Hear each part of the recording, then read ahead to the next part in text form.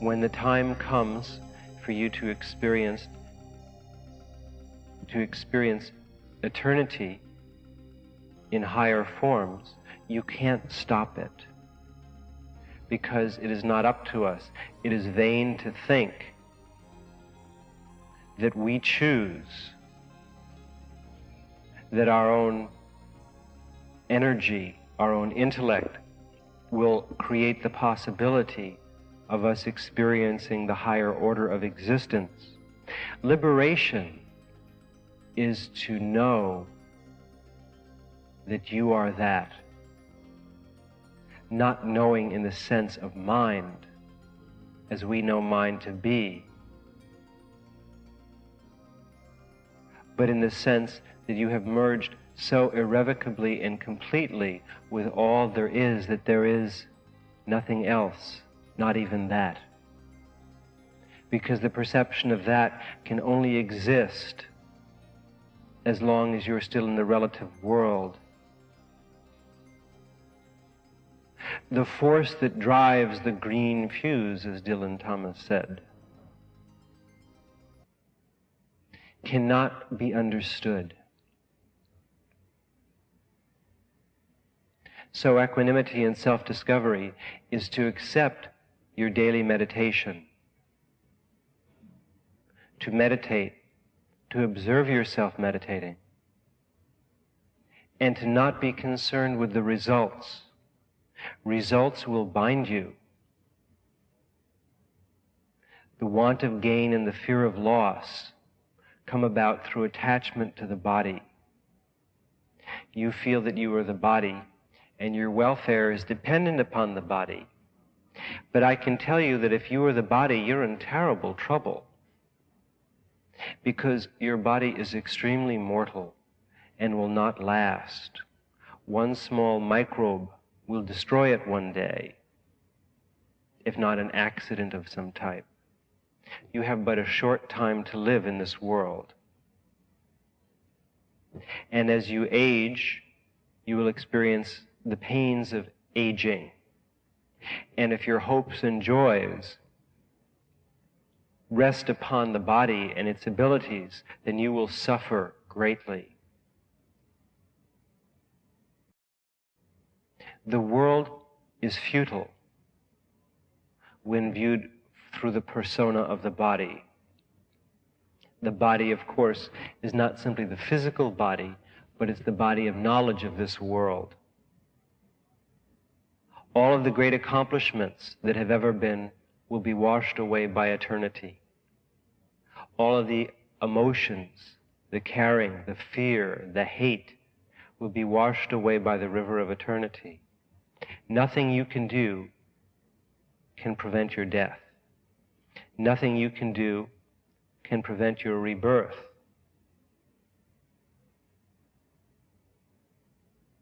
But to become aware of that marvelous cosmic process which you are caught up in, to step beyond time, to step beyond life and death, is self-discovery. Why you have elected to follow this path, you do not know. You may have reasons implanted in your mind, but I assure you that they are ego-bound and have nothing to do with what is or what is not.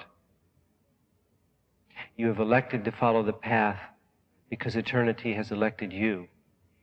You will follow it as long as eternity holds you to it. And when it's time for another journey within a journey, you will find, either through your own choice or through the movement of life, that that will occur and you cannot stop it.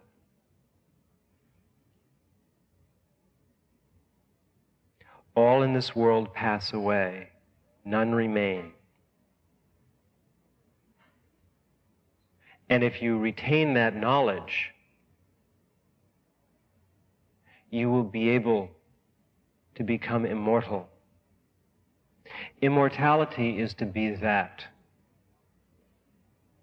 Immortality is to be God.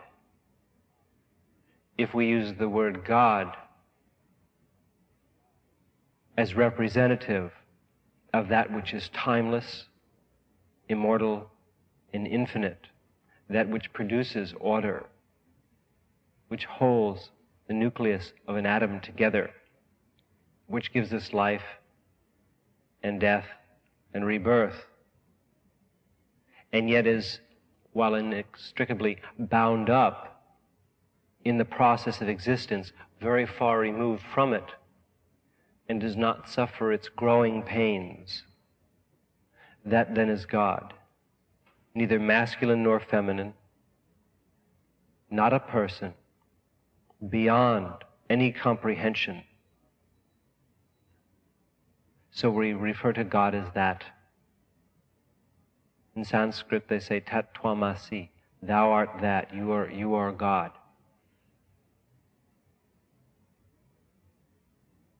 The bubble of your awareness bursts and you're flooded with immortality. Until that happens, death is inevitable, as is life inevitable, and there's nothing to be afraid of. You should never fear that which is inevitable,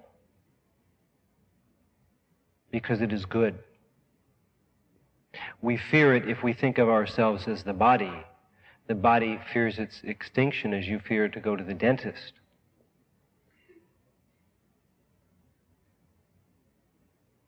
But when you see that you are not the body, that the body comprises only a small fraction of the aggregate of your awareness, then death is no fear, life is no fear. There is no fear. Timeless awareness occurs to very few in this world. To step beyond the cycle of fear. The body has created a magnificent arena of fears. And to combat those fears, which are based upon ignorance, a lack of true seeing, the body has manifested order. We have developed ways of seeing life that exclude us from seeing life. It's as if we're dealing with a psychotic individual who has manifested a separate reality that has nothing to do with what is. The person lives in a series of hallucinations because they can't deal with truth, not knowing that if they dealt with truth, they would be happy and free. But because they fear what is, through illusion, they create a paranoid body of hallucinations. When the lights are out, if you're in a dark room, you could hear a noise. You could conjure up terrible images in your mind. And you could turn the lights on and perhaps nothing is there. So the light of knowledge dispels all fear and all misery. The fears that you have now are illusory. They exist because you were in a condition of Maya. You were caught up in the samsara, the world. And Maya is the illusion of duality. It's a sense of having life or death. Neither is the case. These are relative conditions that you pass through. In meditation, in selfless giving, in anything that lends nobility to the soul, we rise beyond the limitations of our self-created illusions, and we become perfectly what we are. Otherwise, we placate ourselves with fear. We're afraid to be alone, so we have a relationship with someone. And the more afraid we are, the more we cling to them. People have children for the same reason. They sense their imminent death and they want to leave something of themselves in this world, thinking it provides them with some form of immortality. People will pray to gods and goddesses, thinking it will bring them some form of immortality. They'll go through all kinds of untold suffering when they watch a relative pass away. when they lose a child, when they lose a husband or a wife, when someone in a relationship leaves them, they will go through untold suffering. All of these attachments are hostages to fortune. Whenever you become attached to something, you have created a hostage to fortune. Sooner or later, it is inevitable that you will be parted from everything and everyone in this world. It's only a question of when. And the more you affix and attach yourself to these things, the more you will suffer at the time of parting, or suffer in anticipation of that parting. None of this is real. All of this is an illusion. And your acceptance of that fact is the beginning of the pathway to self-knowledge. It is only when you have the strength to stand alone in the light of eternity that you will begin to learn a new way. It is only when you have the perseverance to meditate beyond thought that you will begin to feel and sense a new way. And beyond all of our control, when all of the selves have been dissolved, when all of your karma is dissolved, will you enter the supraconscious awareness? Will you become that? Then you are free. Then there is no suffering. Then there is no attachment. There is only liberation. Then one plays with life. Because life becomes your friend. Death becomes your friend. Enemies become your friend. Because there is only love at that point. Love, and at the same time, the basic street awareness of how the world works, and the ability to deal with the relative while being immortal.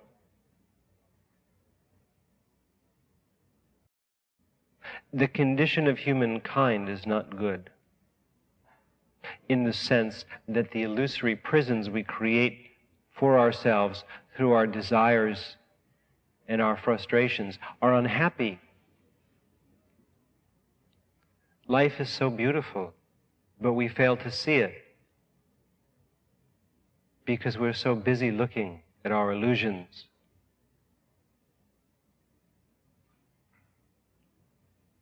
So the way out, then, is self-knowledge.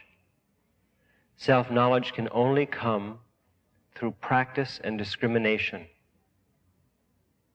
It's necessary to determine that which is real and that which is passing. It's necessary to meditate, to become humble, but to realize that you are not the savior, that there is no savior. This is only another illusion. That nothing is real in this world, in the sense that nothing here lasts. To affix yourself to immortality, to think of immortality, to focus on it, to live in it, and to not settle for anything else. To be absorbed in the knowledge of truth. To associate only with persons who seek that knowledge.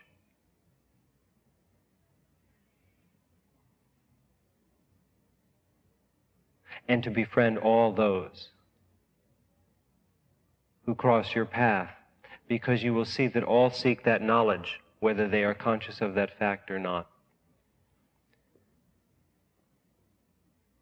It's necessary to take a road, as Robert Frost said, less traveled by, if you want an uncommon destiny.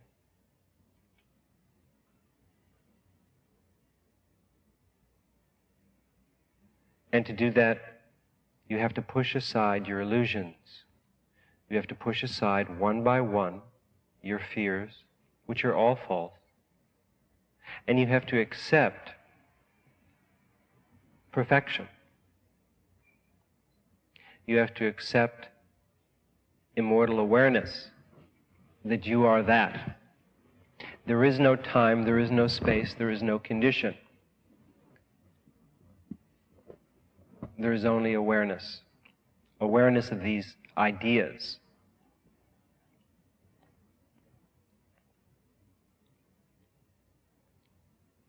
The things that prevent you from being free are few. Ego, attachment, and illusion. There are only three things. Your ego tells you that everything in life is a certain way.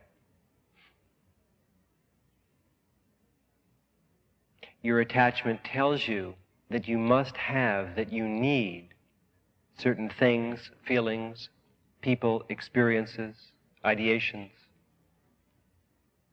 Your illusions dance before you, drawing you forward and threatening you at the same time. Your illusions ultimately make you very unhappy. The illusion that you are the body, the illusion that you control your destiny, the illusion that you don't control your destiny. Anything that you can think of or imagine is an illusion. No matter how right it may seem at the time, it's still an illusion in the sense that you are in duality, that you are thinking, that you are perceiving, that there's a sense of separativity. All thoughts, all ideas are illusions. Even the highest, most noble are illusions. All are partialities. So you have to use your sword of discrimination and cut all illusions aside.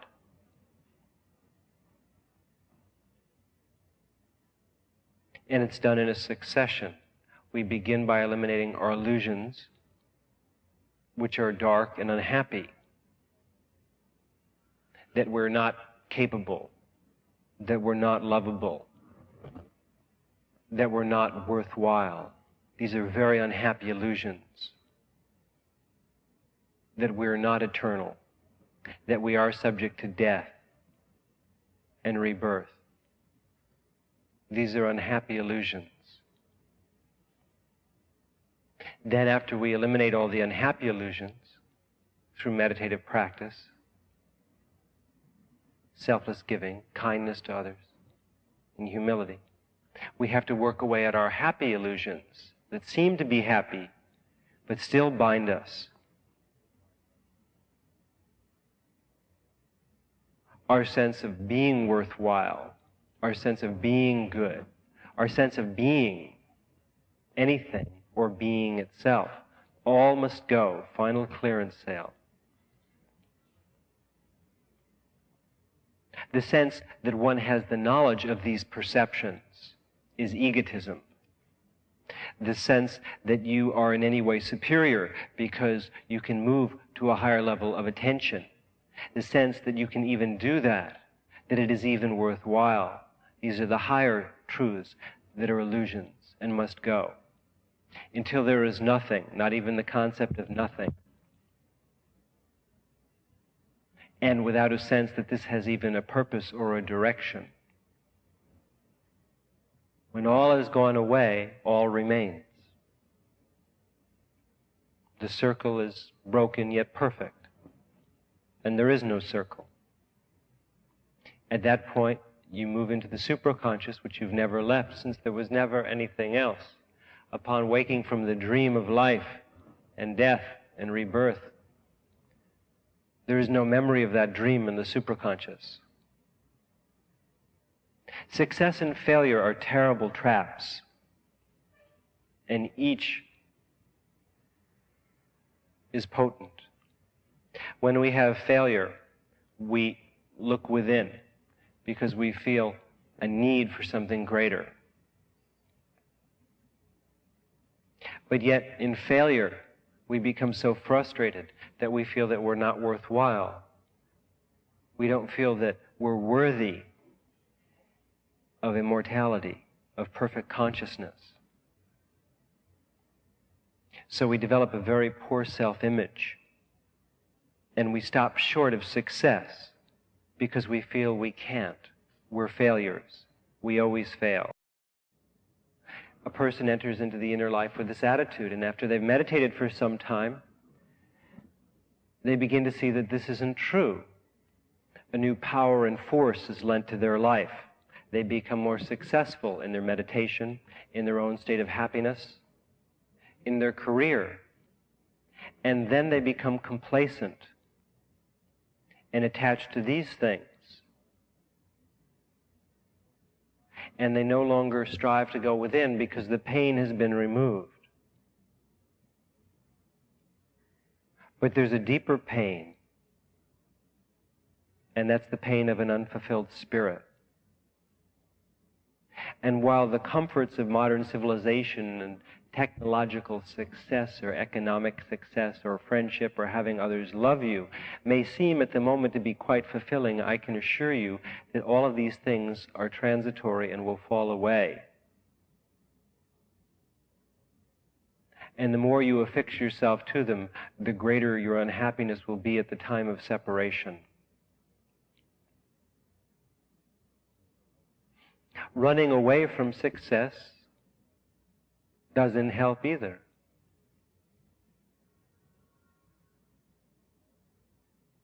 All you can do is accept with equanimity and humility what life gives you, and not to feel that you are the cause of these events. Because in your egotism you will delude yourself and become attached and suffer greatly. You should only remember that you're on a journey, and the journey is a journey within a journey. Life is not planned. There is no destiny.